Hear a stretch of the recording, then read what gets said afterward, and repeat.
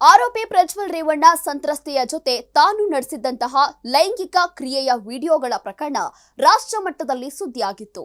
ಇದೇ ಮಾದರಿಯ ಮತ್ತೊಂದು ಪ್ರಕರಣ ಬೆಂಗಳೂರಿನಲ್ಲಿ ಬೆಳಕಿಗೆ ಬಂದಿದೆ. ಕ್ರಿಕೆಟ್ ಕೋಚ್ ಮತ್ತು ದೈಹಿಕ ಶಿಕ್ಷಕನ ಬಳಿ ಬೇರೆ ಬೇರೆ ಮಹಿಳೆಯರ ಅಶ್ಲೀಲ ವಿಡಿಯೋಗಳು ಇವೆ ಅಂತ ಮಹಿಳೆಯೊಬ್ಬರು ಗಂಭೀರ ಆರೋಪವನ್ನ ಮಾಡ್ತಿದ್ದಾರೆ. ಬೆಂಗಳೂರಿನಲ್ಲಿ ಖಾಸಗಿ ಶಾಲೆಯೊಂದರ ದೈಹಿಕ ಶಿಕ್ಷಕನಾಗಿರುವ ಮ್ಯಾಥ್ಯೂ ವಿರುದ್ಧ ಮಹಿಳೆ ಆರೋಪಿಸಿತ್ತು. ಕೆಲ ಮಹಿಳೆಯರು ಮತ್ತು ಯುವತಿಯರ ಜೊತೆಗಿರುವಂತಹ ಖಾಸಗಿ ಕ್ಷಣಗಳನ್ನ ಮ್ಯಾಥ್ಯೂ ರೆಕಾರ್ಡ್ ಮಾಡಿಕೊಂಡಿದ್ದಾನೆ.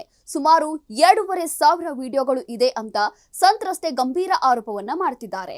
ಅಷ್ಟೇ ಅಲ್ಲದೆ ತನ್ನನ್ನು ದೈಹಿಕವಾಗಿ ದುರ್ಬಳಕೆ ಮಾಡಿಕೊಂಡು ವಿಡಿಯೋ ರೆಕಾರ್ಡ್ ಮಾಡಿದ್ದಾನೆ ಅಂತ ಹೇಳಿದ್ದಾರೆ. ಈ ಆರೋಪಗಳಿಗೆ ಪುಷ್ಟಿ ನೀಡುವಂತೆ ಕೆಲ ಅಶ್ಲೀಲ ಫೋಟೋಗಳು ಮತ್ತು ವಿಡಿಯೋಗಳು ಸಂತ್ರಸ್ತೆಯ ಬಳಿ ಇವೆ. ಈ ವಿಡಿಯೋಗಳಲ್ಲಿ ಇತರ ಯುವತಿಯರು ಮತ್ತು ಮಹಿಳೆಯರ ಜೊತೆಗಿನ ದೃಶ್ಯಗಳು ಇದೆ ಅಂತ ಹೇಳಲಾಗ್ತಾ ಇದೆ. ಇನ್ನು ಮ್ಯಾಥ್ಯೂ ಹಾಗೂ ಸಂತ್ರಸ್ತೆ ಪರಿಚಯ ಬೆಳೆದು ಮದುವೆಯಾಗಿದ್ರು. ಆದ್ರೆ ಮದುವೆಯಾದ ನಂತರ ಮ್ಯಾಥ್ಯೂನ ನಿಜವಾದ ಸ್ವರೂಪ ತಿಳಿದು ಬಂದಿದೆ ಅಂತ ಸಂತ್ರಸ್ತೆ ಆರೋಪ ಮಾಡ್ತಿದ್ದಾರೆ. ಇನ್ನು ಈ ಸಂಬಂಧ ಕೋಣನಕುಂಟೆ ಪೊಲೀಸ್ ಠಾಣೆಗೆ ದೂರು ನೀಡಲು ಹೋದ್ರೆ ಪೊಲೀಸರು ಸ್ಪಂದಿಸಿಲ್ಲ. ಕೊನೆಗೆ ಮಹಿಳಾ ಆಯೋಗದ ಮೊರೆ ಹೋಗಿದ್ದಾರೆ ಅನ್ನೋ ಮಾಹಿತಿ ಕೂಡ ಇದೆ. ಇನ್ನು ತನಿಖೆ ಬಳಿಕ ಮಹಿಳೆ ಮಾಡಿರುವಂತಹ ಆರೋಪದ ಸತ್ಯಾಸತ್ಯತೆ ಏನು ಅಂತ ಗೊತ್ತಾಗಲಿದೆ.